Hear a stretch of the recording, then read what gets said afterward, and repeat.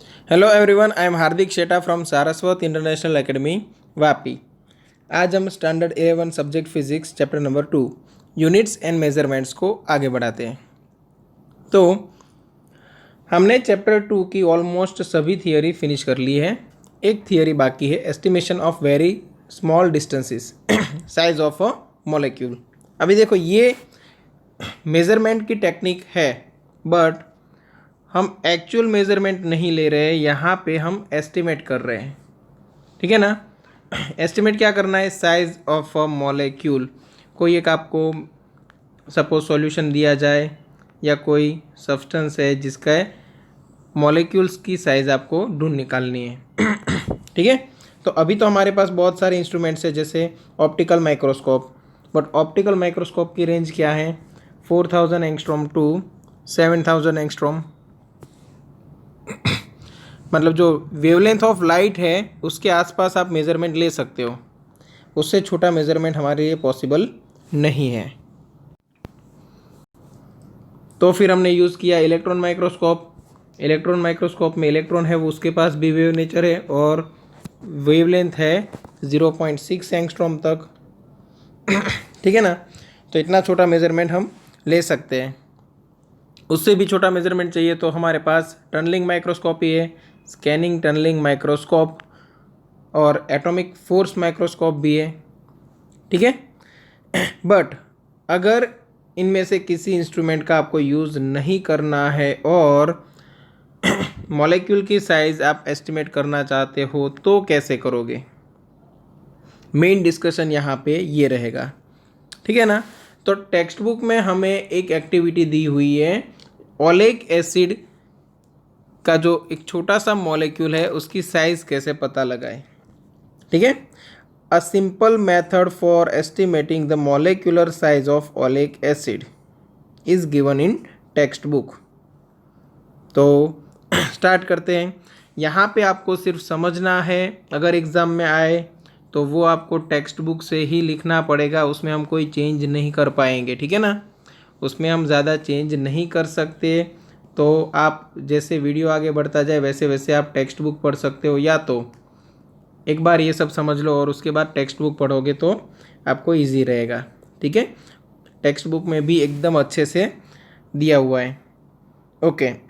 Oleic acid is a soapy liquid with large molecular size of the order of 10⁻⁻9 metre. Molecular size बड़ी है, इसका फ़ायदा क्या कि हम ये जो ओलिक एसिड है उसके मॉलिक्यूल की साइज़ इजीली एस्टिमेट कर सकते हैं। साइज़ थोड़ी बड़ी है इसलिए। तो सबसे पहले हमें करना क्या है वो समझ लो।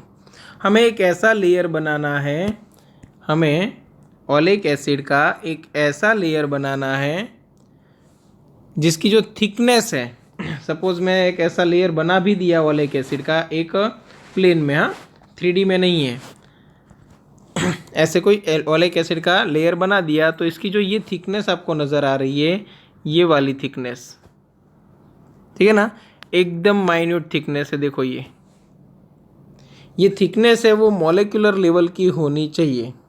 मतलब एक मॉलिक्यूल दूसरा मॉलिक्यूल आसपास होने चाहिए, ऊपर नीचे नहीं। वैसा एक पूरा आपको एक सर्कल बनाना है।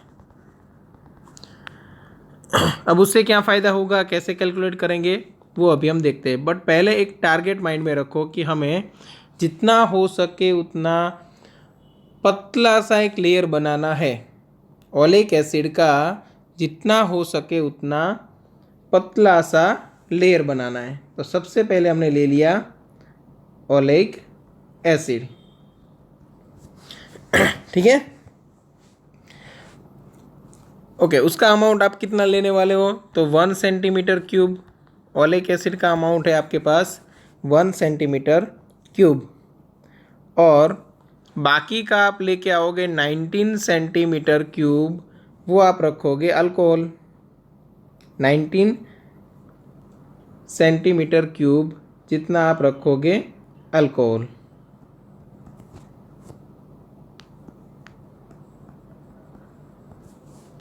चलो यहाँ तक क्लियर है। तो इन दोनों को आप ऐड कर दो तो टोटल कितना हुआ सॉल्यूशन? 20 सेंटीमीटर क्यूब, ये क्या बना है? सॉल्यूशन। अब समझ में आया हमने किया क्या है? हमने एक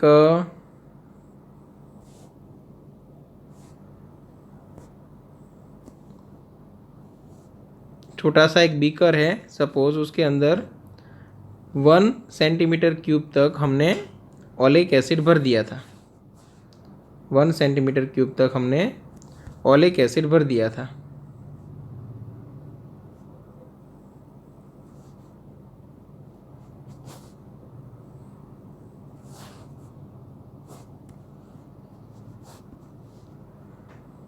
चलो ऐसा था, और ये सपोज ओलिक एसिड है और 1 सेंटीमीटर क्यूब तक भरा हुआ है। ओके, उसके बाद हमने क्या किया? 19 सेंटीमीटर क्यूब, 19 सेंटीमीटर क्यूब क्या लिया? अल्कोहल। और ये जो ओलिक एसिड है उसको किस में डाल दिया? ये 19 सेंटीमीटर क्यूब अल्कोहल में। तो टोटल 20 सेंटीमीटर क्यूब का सॉल्यूशन बना। ठीक है, टोटल 20 सेंटीमीटर क्यूब का सॉल्यूशन बना। ओके, तो यहाँ तक सपोज हमने पूरा एक अल्कोहल से भर दिया है ये सब। ओके, समझ लो। ये पूरा ओके। अब फिर से हम क्या कर रहे हैं समझो, कि ये जो है सॉल्यूशन, उसमें से ये जो सॉल्यूशन है उसमें से वापस हम 1 सेंटीमीटर क्यूब निकाल लेते हैं और अनदर बीकर में डाल देते हैं जहाँ पे ऑलरेडी 19 सेंटीमीटर क्यूब अल्कोहल है। समझना, हमने क्या किया? ये जो 20 सेंटीमीटर क्यूब का जो सॉल्यूशन था उसमें से फिर से हमने निकाल लिया 1 सेंटीमीटर क्यूब और उसके साथ हमने ऐड कर दिया अनदर 19 सेंटीमीटर क्यूब। ये क्या है? अल्कोहल, और ये क्या था? सॉल्यूशन। अनदर सॉल्यूशन क्रिएट किया हमने 20 सेंटीमीटर क्यूब का। अनदर सॉल्यूशन क्रिएट किया 20 सेंटीमीटर क्यूब का। तो ये बन गया अनदर सॉल्यूशन। अब ऐसा हम क्यों कर रहे हैं? ताकि जो ओलिक एसिड का कंसंट्रेशन है वो डिक्रीज होता जाए।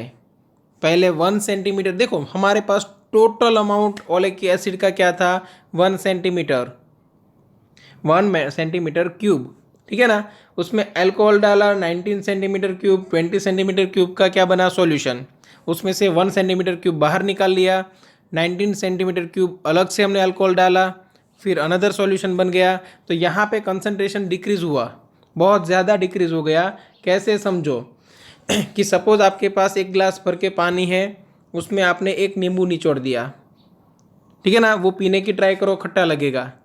बट उसमें से अगर आपने 10-12 बूंद निकाल ली और एक और दूसरा ग्लास लिया जिसके अंदर पानी भरा हुआ था, उसके अंदर डाल दी, तो वो उतना ज़्यादा खट्टा नहीं लगेगा। क्यों? क्योंकि नींबू के जो पार्टिकल्स हैं उनका कंसंट्रेशन आपने डिक्रीज़ कर दिया। ठीक है, तो यहाँ पे यही बात है, हमें डिक्रीज़ करते जाना है कंसंट्रेशन। ठीक है, चलो यहाँ तक हो गया। तो अभी कंसंट्रेशन कितना हुआ समझो। अभी जो कंसंट्रेशन ऑफ सॉल्यूशन हुआ वो देखते हैं।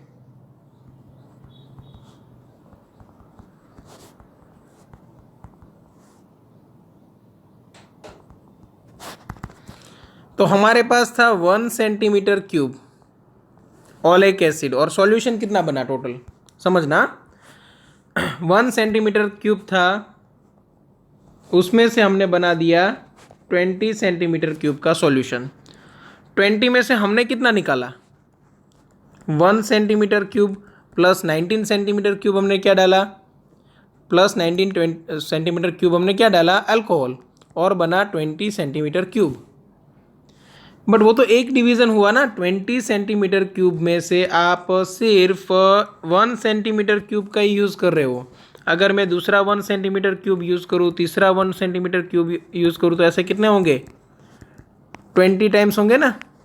1 सेंटीमीटर के मेरे पास 20 बीकर्स है, वो भर जाएंगे। क्लियर? तो सेम वे से 20 के कितने होंगे? 20 सॉल्यूशंस मेरे पास रेडी होंगे। 20 सेंटीमीटर क्यूब के 20 सॉल्यूशंस रेडी होंगे, मतलब 20 × 20 सेंटीमीटर क्यूब मैं सॉल्यूशन बना सकता हूँ। 1 centimetre cube oleic acid use किया, उसमें ऐड कर दिया 19 सेंटीमीटर क्यूब अल्कोहल, तो बन गया था 20 सेंटीमीटर क्यूब। अब वो 20 सेंटीमीटर क्यूब के मैंने टोटल 20 डिविजन्स निकाले और हर एक में रख दिया 1 सेंटीमीटर क्यूब सॉल्यूशन। वो 1 मीटर क्यूब सॉल्यूशन में हर एक में 19 सेंटीमीटर क्यूब मैंने क्या ऐड किया? अल्कोहल। तो 20 सेंटीमीटर क्यूब के मुझे अनदर सॉल्यूशन मिले, कितने? 20। तो टोटल अमाउंट ऑफ सॉल्यूशन कितना हुआ? 20 × 20 सेंटीमीटर क्यूब। मतलब 1 सेंटीमीटर क्यूब ओलिक एसिड था, उसमें से मैंने 20 सॉल्यूशंस बनाए 20 सेंटीमीटर क्यूब के। ये समझ में आया? तो यहाँ पे जो रेशियो हुआ है वो 1 सेंटीमीटर क्यूब ओलिक एसिड, समझना ये पूरा अच्छे से लिखना है। तो आप कैसे लिखोगे? यहाँ पे आप लिखोगे साइड में unit, 1 centimetre cube oleic acid divide by 20 × 20 centimetre cube, क्या लिखोगे? Of solution.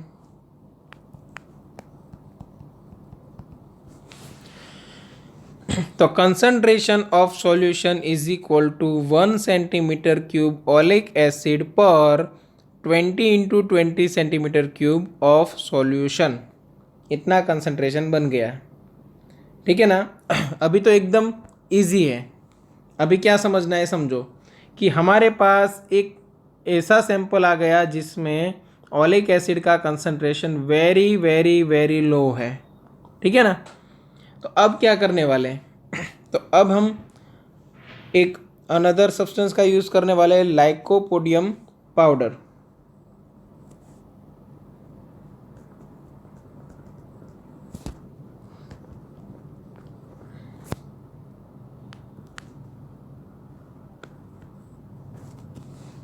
ओके, तो next we lightly sprinkle some lycopodium powder on the surface of water in a large trough and we put 1 drop of solution in the water। समझो, हमने एक बहुत बड़ा tanker ले लिया, टैंकर तो नहीं बोल सकते, बट एक ऐसा कंटेनर ले लिया जिसमें हम वाटर को इजीली स्प्रेड कर पाए, बहुत ही ज़्यादा एरिया में।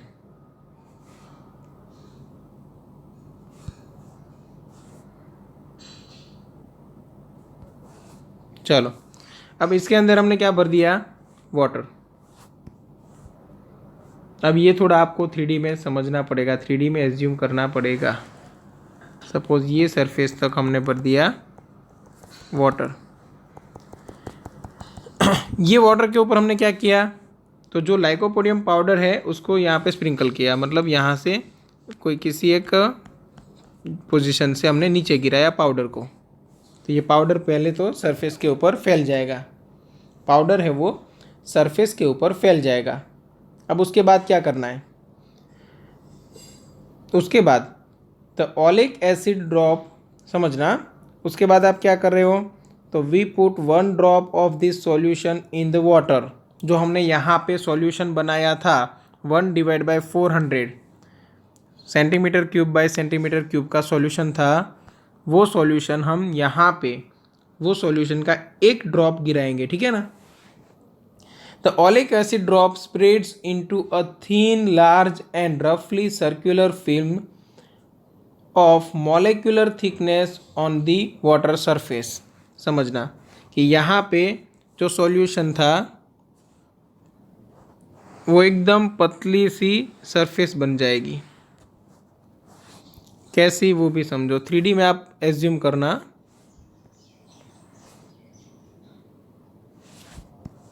तो ये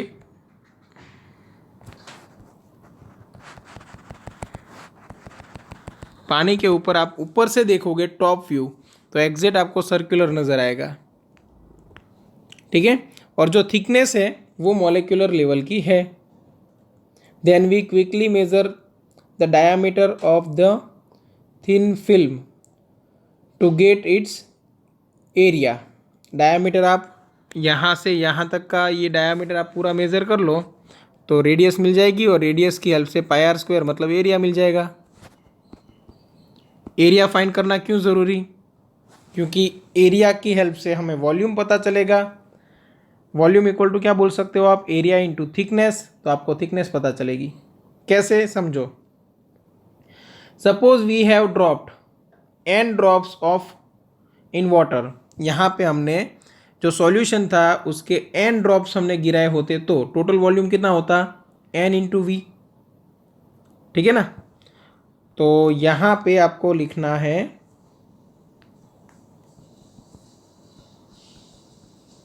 वॉल्यूम ऑफ n ड्रॉप्स। अगर आपने n ड्रॉप्स गिराए होते तो, बट वो n ड्रॉप में था क्या? ओलिक एसिड नहीं, क्या था? सॉल्यूशन था।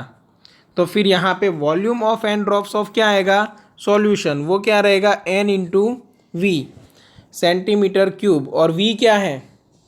v क्या है? वॉल्यूम ऑफ वन ड्रॉप, ठीक है ना। तो ये नंबर ऑफ ड्रॉप्स और ये वॉल्यूम ऑफ सिंगल ड्रॉप, तो टोटल वॉल्यूम आपको मिल गया। अब इसमें हमारा अमाउंट कितना था? Amount of oleic acid in this solution. Oleic acid का अमाउंट कितना था? तो n इंटू वी तो सॉल्यूशन था, बट इंटू 1 डिवाइड बाय हमारा जो कंसंट्रेशन है वो कर दो। ये आपको सेंटीमीटर क्यूब में मिला, वो ओलिक एसिड का अमाउंट है। क्योंकि 20x20 में आपको कितना मिल रहा था? 1 सेंटीमीटर क्यूब का ओलिक एसिड। तो n इंटू वी में आपको कितना मिलेगा? तो यहाँ पे आपका आंसर क्या आएगा? सोच लो कि यहाँ पे आप करोगे cross multiplication divide by this value, ये हो गया। देखो N V into 1 divide by 20 into 20।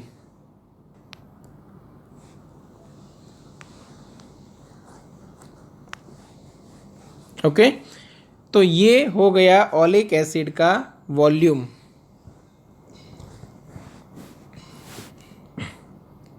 चलो आगे बढ़ते हैं। अभी this solution of oleic acid spreads very fast on the surface of water. क्योंकि हमने वो पाउडर डाला हुआ था ना, तो वो पाउडर की हेल्प से ये सॉल्यूशन हर एक जगह पे फैल जाएगा और एक सर्कुलर, नियरली सर्कुलर, एक पतली सी फिल्म बनाएगा, ठीक है। This solution of oleic acid spreads very fast on the surface of water and forms a very thin layer of thickness T. Suppose thickness है टी और एरिया है a सेंटीमीटर स्क्वायर। समझना,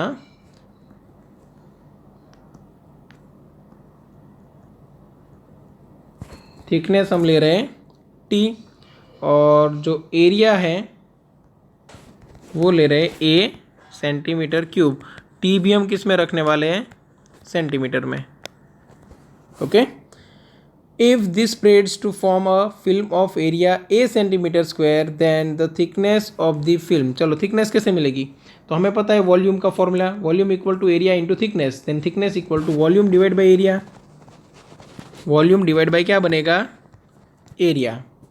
तो वॉल्यूम किसका रहेगा? Volume of the film, volume of the film divide by area of the film. तो यहाँ से आपको थिकनेस मिल जाएगी। वॉल्यूम कितना था? तो N V divide by 20 into 20। अभी हमने ढूंढ के निकाला यहाँ पे ओलिक एसिड का volume, N V divide by 20 into 20। और नीचे एरिया है ए, तो यहाँ पे मैं मल्टीप्लाई कर दूँ तो ये आपको मिल जाएगा आंसर सेंटीमीटर में थिकनेस का। क्लियर? तो यहाँ से हमें थिकनेस पता चलेगी। वॉल्यूम कैसे पता चला? कंसंट्रेशन की हेल्प से, कितने ड्रॉप्स डाले थे उसकी हेल्प से। और एरिया कैसे पता चला, तो जो स्प्रेड हुआ था लिक्विड, वो जो सर्कुलर पोर्शन बना था उसका एरिया हमने निकाल लिया पाई आर स्क्वायर की हेल्प से। क्लियर। तो ऐसे हम थिकनेस मेज़र कर सकते हैं। चलो अब ये थिकनेस है क्या, तो हमने बोला था जो लेयर बनाया है वो मॉलिक्यूलर लेवल का है, मतलब ये जो थिकनेस है वो नियरली इक्वल टू रहेगी साइज ऑफ मॉलिक्यूल। तो if you assume that the film has monomolecular thickness, monomolecular thickness मतलब क्या, कि जो थिकनेस है उसमें एक एक मॉलिक्यूल ही है, दो दो तीन तीन पाँच पाँच मॉलिक्यूल का लेयर नहीं है, ठीक है ना। अगर मैं बोलूँ कि मैंने यहाँ पे एक ईंट का ब्लॉक रखा, यहाँ पे ईंट का ब्लॉक, यहाँ पे ईंट का ब्लॉक, तो आप बोलोगे जो थिकनेस है वो 1 ईंट के बराबर है, बट उसके ऊपर दूसरी रख दी तो ये थिकनेस बढ़ गई, तीसरी रख दी तो ये थिकनेस और ज़्यादा बढ़ गई, तो अभी ये थिकनेस है वो 3 ईंट के बराबर है। सेम वे अगर मैं जो थिकनेस है वो सिंगल मॉलिक्यूल की हेल्प से बनाऊँ तो ये मोनोमोलिकुलर थिकनेस है, बट उसके ऊपर दूसरा मॉलिक्यूल आ गया, उसके ऊपर तीसरा मॉलिक्यूल आ गया, तो फिर ये मोनोमोलिकुलर थिकनेस नहीं है। ओके तो फिर से याद रखो, if we assume that the film has monomolecular thickness then this becomes the size और diameter of a molecule of oleic acid. तो ये क्या बन जाएगा, diameter of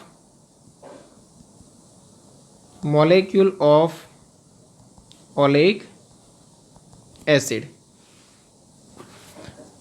The value of this thickness comes out to be of the order of 10 to power minus 9।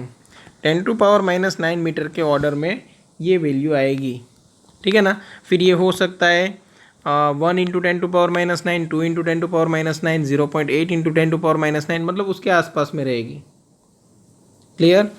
तो ये हो गया estimation of very small distances, और हमने एग्जांपल लिया है मॉलिक्यूल का जो थिकनेस है वो मेज़र करने के लिए, और वो भी कौन से सब्सटेंस का, ओलिक एसिड का। क्लियर। तो ये थियरी आपको अच्छे से याद रखनी है, समझनी है, और टेक्स्ट बुक में जैसे लिखा हुआ है वैसे ही आपको एग्ज़ाम में अगर आए तो लिखनी है। ओके तो यहाँ पे चैप्टर 2 की सभी थियरी फिनिश हो गई। अभी हमें नेक्स्ट एक्सरसाइज का सॉल्यूशन देखना है, तो नेक्स्ट वीडियो में आपको एक्सरसाइज का सॉल्यूशन मिल जाएगा। Thank you.